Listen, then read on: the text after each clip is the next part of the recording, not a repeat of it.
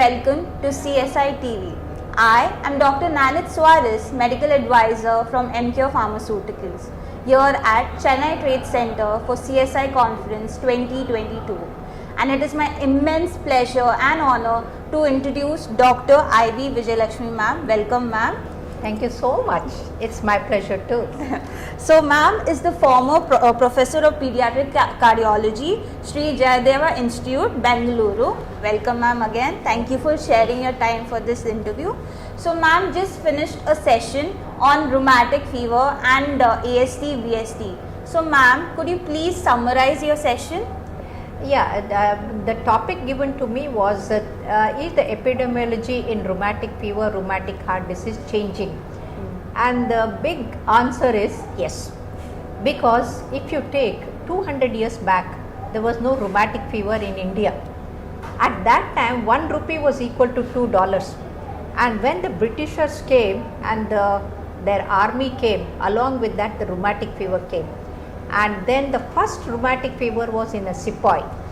And then after that, within no time, the India became a poor developing country, and then now $1 is equal to 80 rupees, and within no time, between 1930 to almost 1990 or the whole of 19th century, almost 2/3 or 1/3 of all the cardiac beds were occupied by rheumatic heart disease. But thanks to the doctors and also the penicillin prophylaxis and the echocardiography, now echocardiography is the key. I have given the echo diagnosis like a criteria for making the precise diagnosis, and as a result, that is called Vijaya's echo criteria.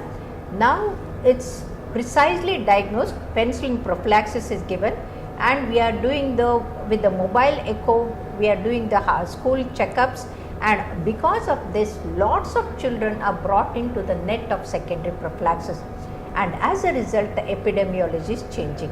And this change in the epidemiology, now from 30, 40, 50%, it has come down to 0.6 to 2%, and that is the change you see. But unfortunately, in our country, the rheumatic heart disease strikes at a younger age. So everybody says it is between 5 to 15 years. But I have seen a child with 1 year, 11 months with the rheumatic fever. And as a result, this epidemiology is changing. The presentation is changing. And the mitral stenosis, usually it used to appear by 15 or 20, 25 years.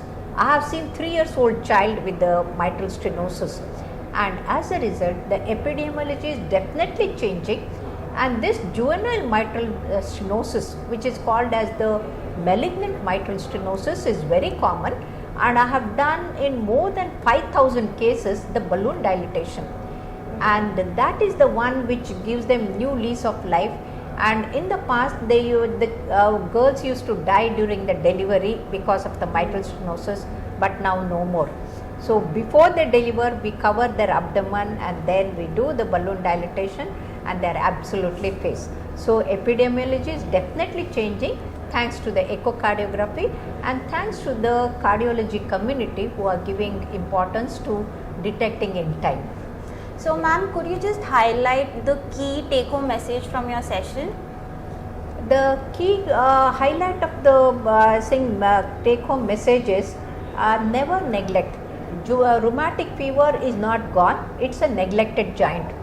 So especially the Bimaru states in the north, it is more affected.